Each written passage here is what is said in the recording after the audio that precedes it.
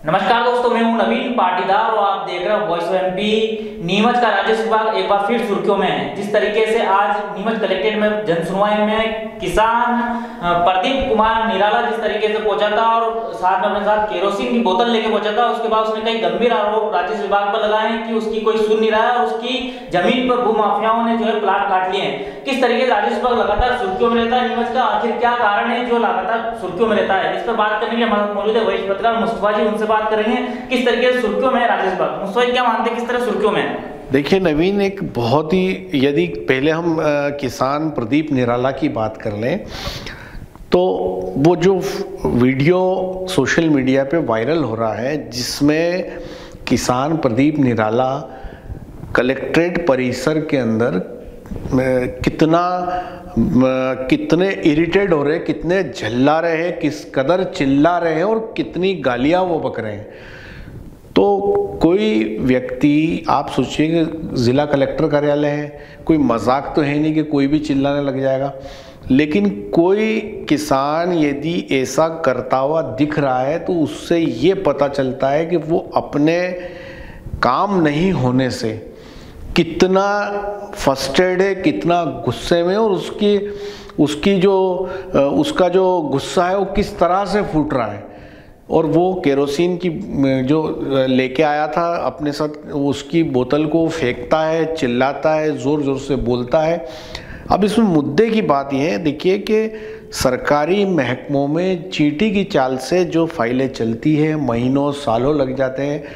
कई मामले ऐसे सामने आए जिसमें जो लोग जवान थे वो बूढ़े हो गए, जो कई लोग दुनिया छोड़ के चले गए, तब भी उनके मामले राजस्व विभागों में पेंडिंग पड़े हैं। क्योंकि इसमें इम्पॉर्टेंट बात यह है कि उसकी मॉनिटरिंग नहीं होती है। इसमें एक दो खास बातें हो रही हैं, हम विस्तार से बात करेंगे। देखिए, एक किसान जो नारायणगढ़ रहता है मंदसौर ज़िले के अंदर, उसकी ज़मीन सावन के अंदर है, वो मंदसौर ज़िले से नीमच ज़िले में आता है। वो अपनी ज़मीन को लेके आवेदन देता है, उसको बताता है कि किस तरह से भूमाफियाओं ने उसकी ज़मीन पे कब्ज़ा कर लिया।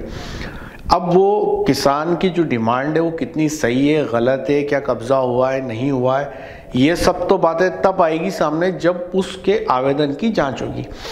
लेकिन देखिए, 2 महीने बाद जब किसान वापस आता है तो उसको जवाब दिया जाता है कि आपके कागज़ कहाँ हैं। तो वो जो पहले कागज़ लाया था वो कहाँ गए? सरकारी दफ्तर में कोई कागज़ अगर इन्वॉल्व हुआ है तो वो गायब कैसे हो सकता है? और कितनी बार वो आएगा, कितनी बार कागज़ देगा? एक ओल्ड मैन है जैसा वीडियो में दिखाई दे रहा है। तो वो व्यक्ति मंदसौर ज़िले से चल के नीमच में आता है, अपना आवेदन देता है, और जब वापस आता है तो कहते हैं आपका आवेदन कहाँ है, नया आवेदन लाओ। फिर वो जाएगा, फिर आवेदन बनवाएगा, फिर अगली जन सुनवाई में आवेदन लेके आएगा। तो पहली चीज़ कि वो आवेदन कहाँ है।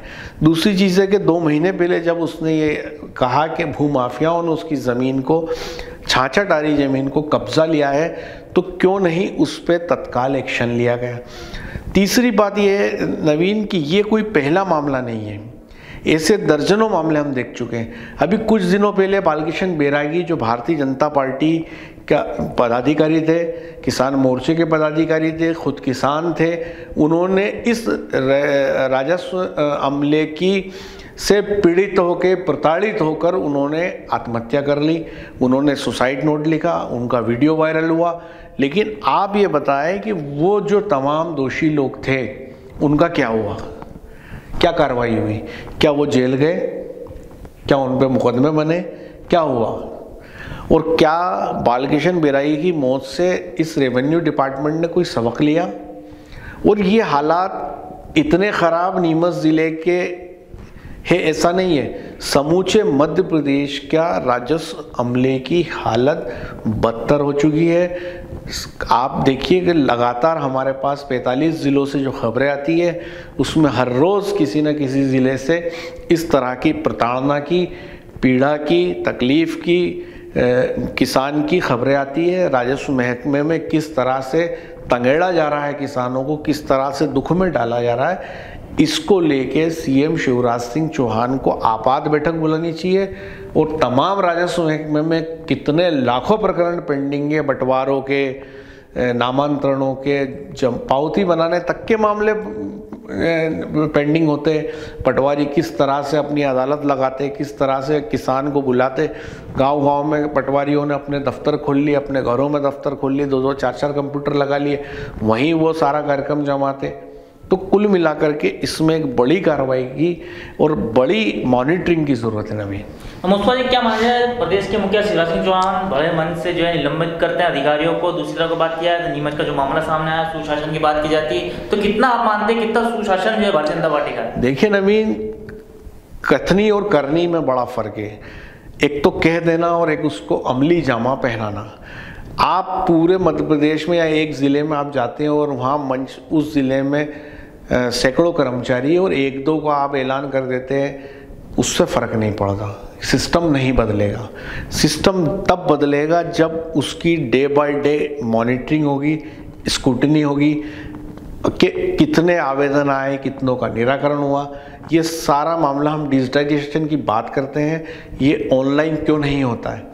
यदि एक किसान ने आज कोई आवेदन दिया, वो कंप्यूटर में दर्ज होना चाहिए। जन सुनवाई को लेके क्या हो रहा है? सीएम हेल्पलाइन को लेके क्या हो रहा है? आप बताइए। एक व्यक्ति जिला कलेक्टर कार्यालय पहुंचता है एक आवेदन लेके, नगर पालिका के खिलाफ शिकायत लेके, जिला कलेक्टर कार्यालय से मार्क हो जाती, वापस नगर पालिका में। तो जिसके पास वो पहले ऑलरेडी 2 साल से धक्के खा चुका है, वापस वो आवेदन उसी के पास चला जाता है। तो उसका कुछ होता तो है ही नहीं। केवल जन सुनवाई पूरे मध्य प्रदेश के अंदर केवल एक रस्म अदायगी हो गई है और इस जन सुनवाई को बंद कर देना चाहिए, क्योंकि इसके कारण मंगलवार का एक खास दिन होता है, सप्ताह सोमवार से शुरू होता है, और मंगलवार के दिन समूचे मध्य प्रदेश के अंदर जन सुनवाई के नाम पर कोई काम नहीं होता। आप एक आवेदन लेते, दिन भर बैठे रहते, उस आवेदन को आप फॉरवर्ड कर देते संबंधित विभाग में। उस विभाग में क्या हुआ, इस पर से आज तक कोई पूछने वाला नहीं है। फिर वो व्यक्ति अगली जन सुनवाई में खड़ा मिलता है, फिर वो कहता है श्रीमान मेरा काम नहीं हुआ। फिर उनको कहा जाता है कि आपका आवेदन कहाँ है, क्योंकि वो आवेदन तो मार्क करके उस विभाग में भेज दिया, उस विभाग वाले ने उठा के कचरे के डब्बे में डाल दिया। मैं कह रहा हूँ कि कितने जन सुनवाई में आवेदन लगे, उन आवेदनों में कितनों का निराकरण हुआ, क्या रिप्लाई रिस्पॉन्स आया, बताइए। ऐसे ही सीएम हेल्पलाइन की स्थिति है। आप ये बताइए कि रुपए देकर सीएम हेल्पलाइन कटवाई जाने की खबरें हैं, रिकॉर्ड पे है, उस पर स्टिंग हो चुके हैं, उस पर नेशनल अखबारों में खबरें छप चुकी हैं। दूसरी बात यह कि किसी भी डिपार्टमेंट में सीएम हेल्पलाइन बढ़ जाती है। नीमच नगर पालिका की बात ले लीजिए, दर्जनों खबरें छप गई है कि किस तरह से जब सीएम हेल्पलाइन लगती है तो अधिकारी जो फरियादी है उस पर दबाव बना के कहा जाता है कि आप तत्काल सीएम हेल्पलाइन हटाइए। ऊपर से प्रेशर आ रहा, उसको दबाव देके सीएम हेल्पलाइन हटवा लेते। तो सीएम हेल्पलाइन क्या है? आज तक उस पर निराकरण हुआ हो, कितनों का हुआ, क्या हुआ, उसका कुछ पता चला? तो आज एक बात देखिए, जब तक जो राजनेता हैं, जो सरकार में बैठे हैं, जो सरकार चला रहे हैं, उनके अंदर यदि उनकी जो जिसे कहते हैं, जब तक वो जो सुचिता की राजनीति या खुद का जब उनका एक विल नहीं होगी कि हमें ये जनता के काम करने हैं, हमें बैठना है, तो आप ये बताइए कि तो हल निकलेगा। आप किसी ज़िले में 1-2 को सस्पेंड कर देंगे, वाहवाही लूट लेंगे, इससे कोई सुशासन नहीं आने वाला। लेकिन रेवेन्यू प्रकरणों की समूचे मध्य प्रदेश में कब मॉनिटरिंग हुई, कब ये देखा गया, कब स्क्रूटनी की गई कि पूरे प्रदेश में किसानों के कितने मामले लंबित थे? अभी 2 दिन पहले एक किसान से मिला जिसने बताया कि 2 साल पहले उसने अपने परिवार की ज़मीन का बंटवारे का लगाया था। वो बंटवारे चलते चलते 2 साल हो गए, उसके बाद पटवारी आया, तहसीलदार बदल गए, ज़माने के मामले हो गए। वो तहसीलदार विवेक गुप्ता की कहानियाँ रोज़ छप रही है, रोज़ सारे मामले आ रहे। यही व्यक्ति आज यहाँ से ट्रांसफ़र हो जाएगा, कल दूसरे ज़िले में इसी पद पे बैठेगा और वही सारे काम करेगा जो यहाँ किए। तो कुल मिला के मुद्दे की बात यह है कि जब तक जो सरकार में बैठे मंत्री है, जो सरकार को चलाने वाले लोग हैं, इन पर लगाम नहीं लगाएंगे, इन डिपार्टमेंट्स की स्क्रूटनी नहीं होगी, इनकी पेंडेंसी का पता नहीं होगा, तो ये आवेदन रोज लेते रहो, देते रहो, जीवन चलता रहेगा, सालों निकल जाएंगे जैसे निकल गए। जवान से आदमी बूढ़ा हो जाता है, उसके मामले का निराकरण नहीं होता। मुस्वा जी अगर बात की जाए तो राजस्व विभाग की बात की जाए, अधिकारियों की बात की जाए, पटवारी की बात की जाए, सालों से जमे हुए उनका फेरबदल नहीं होता, हो भी जाता है तो फिर लेन देन देके वापस जो है उसी जगह जो अपना स्थानांतरण करा लेते हैं। तो क्या मानते हैं कि ये प्रक्रिया है जो इसको भी एक जो साफ पारदर्शिता होनी चाहिए? देखिए नवीन, 2-3 चीज़ें बहुत इम्पॉर्टेंट है। एक कि पहली बात तो ये है कि सरकारी महकमों में पद की बहुत कमी है। जितनी सैंक्शन स्ट्रेंथ है उससे बहुत कम सरकारी अफसरों और कर्मचारियों की तैनाती है, चाहे वो पटवारी हो चाहे कोई भी हो। दूसरी खास और इम्पॉर्टेंट बात यह है कि जब चूंकि सरकार के पास तनख्वाह देने के पैसे नहीं है, सरकार के पास हज़ारों पद खाली पड़े, उस पर वो अपॉइंटमेंट नहीं दे रहे, चूँकि अभी बेरोज़गार तो लाखों हैं, अगर सरकार चाहे तो आज सब नौकरी पे आ सकते हैं। अब जब आपके पास अमला कम है तो आपको जो लोग हैं उन्हीं से काम कराना है। जो पटवारी होता है वो ज़िला प्रशासन की आँख नाक कान होता है। हर काम हर डिपार्टमेंट का मुखिया एंड में जाके पटवारी को बोलता है, चाहे वो कलेक्टर हो, चाहे एसडीएम हो, चाहे तहसीलदार हो, चाहे नायब तहसीलदार हो, चाहे कोई भी हो। तो अब आपके पास वो कम है, फिर सारे काम आपको उसी को बताने हैं। तो आप ये बताइए कि आप क्या करेंगे?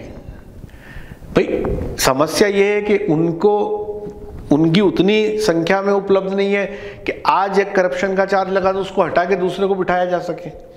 अब काम उन्हीं में से कराना है तो नीमच वाले को सिंगोली भेज दो और सिंगोली वाले को नीमच बुला लो। सिस्टम बदलता ही नहीं है। दूसरी बात यह है कि सिस्टम के अंदर चीज़ें इतनी ज़्यादा हो चुकी है कि आप ये देखिए कि जो ऊपर राजनेता बैठे हैं, जो इस सरकार को चलाने वाले हैं, वो भी तो कहाँ सही है। वो हाथ अगर सही होते, वो हाथ काम कराने वाले सही होते तो ये काम सही करते। अब इनकी इतनी ड्यूटियाँ होती है पटवारी की, तो पटवारी क्या करेगा? वो वीआईपी ड्यूटी में भी जाता है, ओलावृष्टि में भी जाता है, वहाँ भी जाता है। जब अमला नहीं है, हाथ नहीं है काम करने वाले, उन्हीं से काम में लेना है। कलेक्टर के सामने मजबूरी है कि इसको हटा देंगे, दूसरा कहाँ से लाएंगे? तो कुल मिला के सारी बात अगर कहीं जाके टिकती है तो सरकार के नज़रिए पर टिकती है, सरकार के ऊपर टिकती है कि सरकार जब तक बड़े फैसले नहीं लेगी, पहली चीज़ कि जो अमला है उसको बढ़ाना पड़ेगा। दूसरी इंपॉर्टेंट चीज़ है कि रेवेन्यू में जो लाखों मामले अटके हुए उनकी स्क्रूटनी होनी चाहिए, एक साथ उनका खात्मा होना चाहिए, ऑनलाइन दर्ज होना चाहिए, जनसुनवाई हो, सारी चीज़ें हो कि एक किसान ने आवेदन किया, उस किसान का हुआ क्या। आज यदि ये किसान जो केरोसिन लेके आया, पहली बात तो ये कि इसकी जांच हो जानी थी 2 महीने में। यदि इसकी जगह कल कोई हादसा हो जाता है जैसे बालकृष्ण बैरागी का हुआ, तो उसका जिम्मेदार कौन होगा? यही किसान केरोसिन लगा के आग लगा लेगा तो जिम्मेदारी किसकी होगी? एक बड़ा गंभीर मामला है। और मैं समझता हूँ कि ऐसे मामलों में तत्काल जिला कलेक्टर को आदेश देना चाहिए कि कौन सी ज़मीनें किसने हटाई है, कब्जाई है और नहीं कब्जाई है, तो उसका रिप्लाई दे, और कब्जाई है तो तत्काल मौके से कब्जा हटाया जाना चाहिए। जब जावत के अंदर 40 बीघा में खड़ी फसल को प्रशासन चंद मिनटों में हकवा सकता है, तो छाछटारी ज़मीन एक किसान की, प्रदीप निराला की, ज़िला प्रशासन क्यों नहीं निकलवा सकता? ज़िला प्रशासन, मेरा ये बिलीव है कि अगर वो कोई चांद पे भी बैठा है तो वहाँ से पकड़ के ला सकता है, लेकिन करेगा तब। तो चूँकि जब तक वज़न नहीं पड़ता, जब तक प्रेशर नहीं पड़ता, जब तक जैक नहीं होता है, तब तक वो काम होते ही नहीं।